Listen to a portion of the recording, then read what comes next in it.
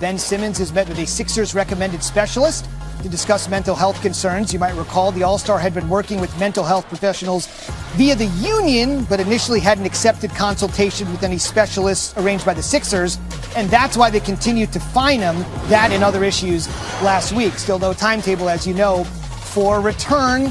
You know all the drama during training camp, the suspension, being thrown out of practice, not mentally ready to play, fined for missing a game over the Pistons, ... For more on this, we welcome in the NBA's best insider. Woj is here. Okay, so Adrian, what changed to decide that Ben was going to say, you know what, I'm going to go with these team-appointed specialists? Well, Zubin, the Sixers resumed fining Ben Simmons on a number of fronts Thursday, beginning with that game against the Pistons. It's a $360,000 fine for each game missed.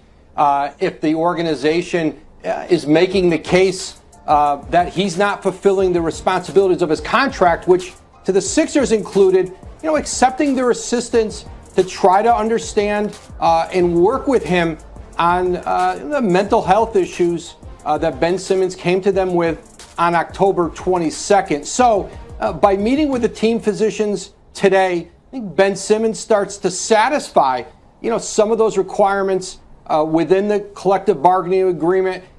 Some of the reasons that the Sixers were fining him. He has been meeting, as you said, with a Players Association doctor, and he'll continue to do that. I'm told he'll continue to work out at the Sixers facility.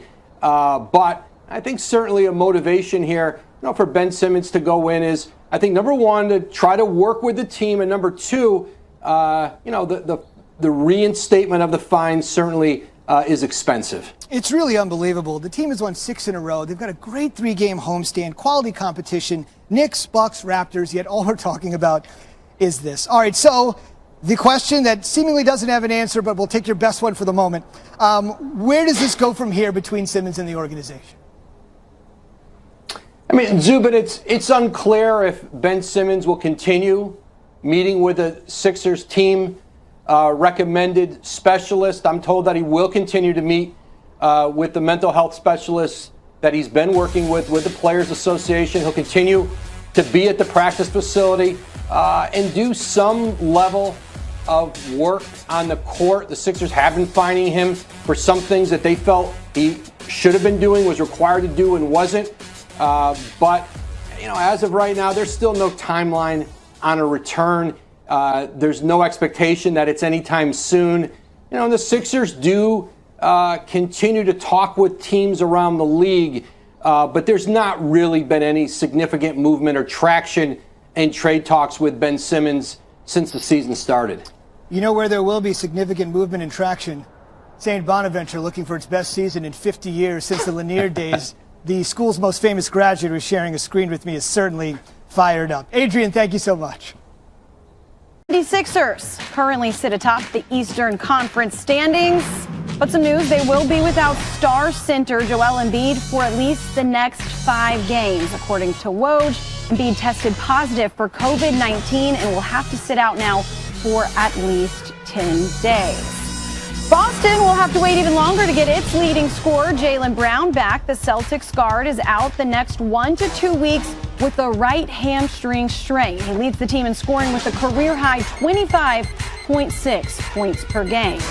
The Lakers, they're back in action tonight and looking to stop a 2-game losing skid as they host the Hornets. They'll be without LeBron James for the 3rd straight game. He is battling an abdominal strain. The Lakers are 13-18 without him since the start of last season. And the team to beat in the West, at least for now, is the 8-1 Warriors. Golden State has won 4 straight and has the 2nd best scoring defense in the league, allowing just about 100 points per game.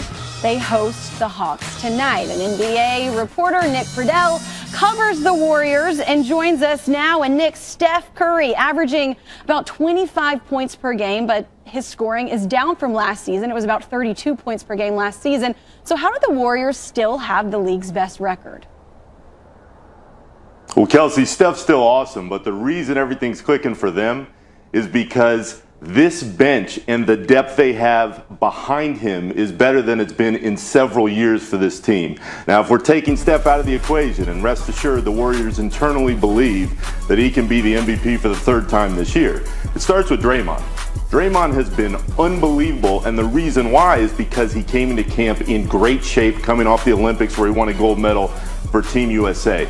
After Draymond, Andre Iguodala, Nemanja Bjelica, Otto Porter Jr., Damian Lee, they're even getting key minutes from Gary Payton II.